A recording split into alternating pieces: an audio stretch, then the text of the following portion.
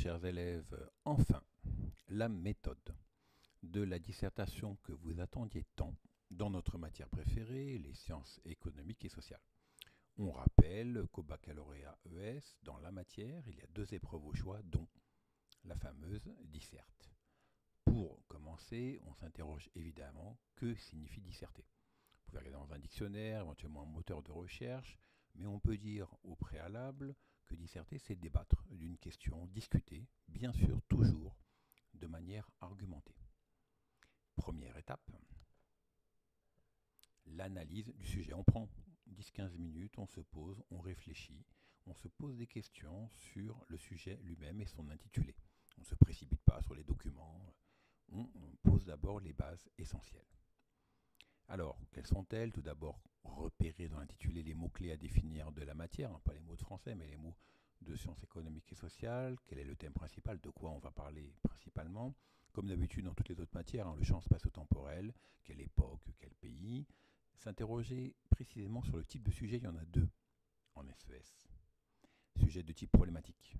On pose un problème, faut-il augmenter ou baisser par exemple les impôts en période de crise? Il y a donc du pour et du contre, un oui mais, un non mais, éventuellement une petite synthèse. Donc là on est sur une question qui est apparemment simple mais qui soulève des tas de questions derrière elle, ou un sujet de type analytique qui peut paraître plus complexe a priori et qui serait d'expliquer des mécanismes, comment par exemple fonctionne la globalisation financière.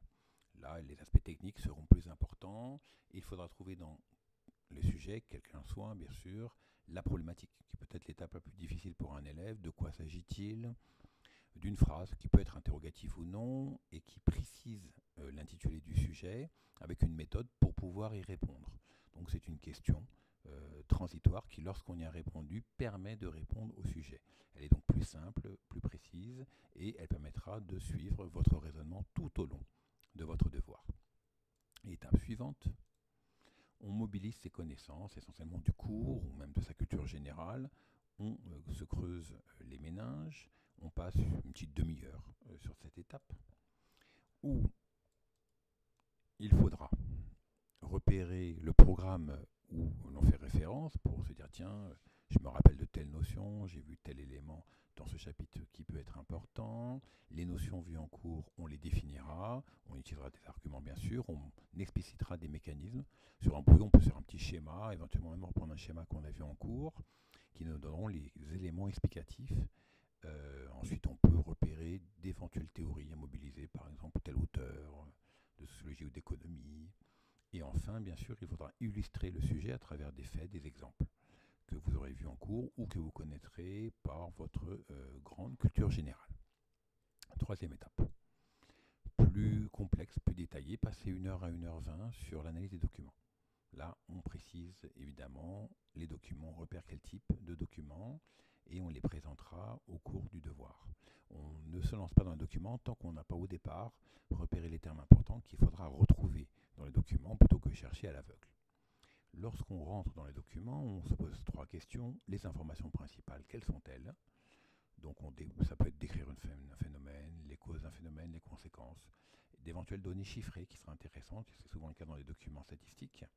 Et là, il peut être utile de réaliser des calculs qu'on a vus en module ou en travail dirigé en demi-groupe, par exemple un taux de variation, et repérer éventuellement entre variables un lien, ce qu'on appelle une corrélation. Se poser ensuite la question des liens avec le sujet qu'on a étudié au départ, à quels endroits du devoir on va utiliser ces informations, quels sont les liens de chaque information avec le sujet ou ma problématique. Si je ne repère pas l'intérêt de telle information, peut-être ma problématique n'était pas assez précise ou n'ai-je pas vu ou l'intégrer. Les liens ensuite entre documents, certains sont complémentaires les uns avec les autres, d'autres peuvent être contradictoires, en particulier dans un sujet de type problématique. On essaie de les repérer pour pouvoir les placer dans ces parties de plan. Quatrième étape, le plan détaillé lui-même, une demi-heure à 45 minutes en fonction de votre facilité à détailler un plan, partie, sous-partie, éventuellement transition. On n'hésite pas à passer un peu de temps et surtout l'important est de faire quelque chose d'assez clair et d'assez équilibré. 3 parties comme d'habitude dans toutes les matières, intro, développement, conclusion, dans l'introduction.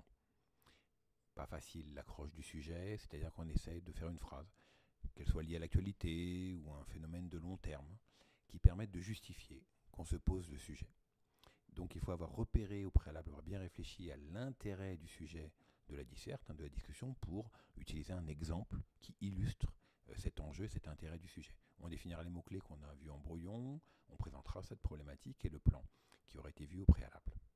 Le développement, là c'est pas un grand paragraphe, là le développement c'est plutôt 3-4 pages, j'ai bien dit pages et pas feuilles, ne confondez pas, qui permettent de présenter sous-parties avec des parties et des sous-parties avec transition, votre développement.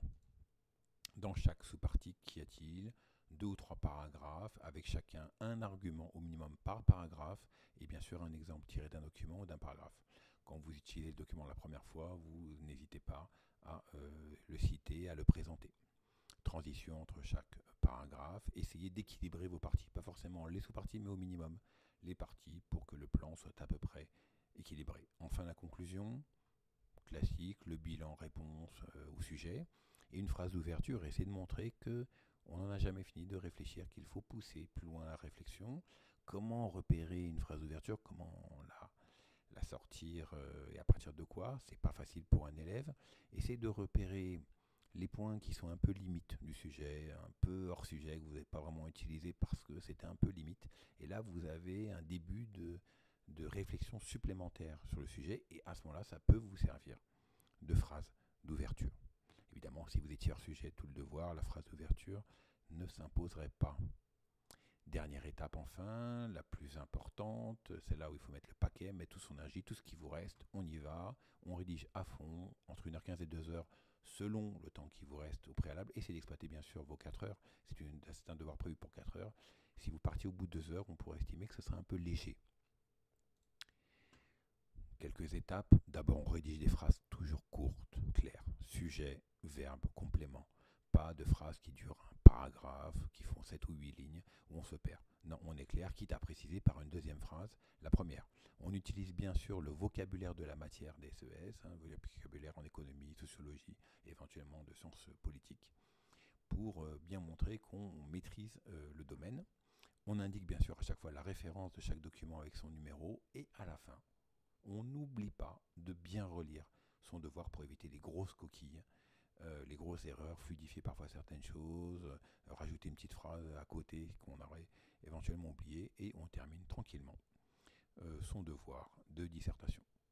Voilà, chers élèves, n'oubliez pas que vous pouvez revoir cette vidéo quand il bon vous semble, et de noter des questions pour notre prochain travail dirigé.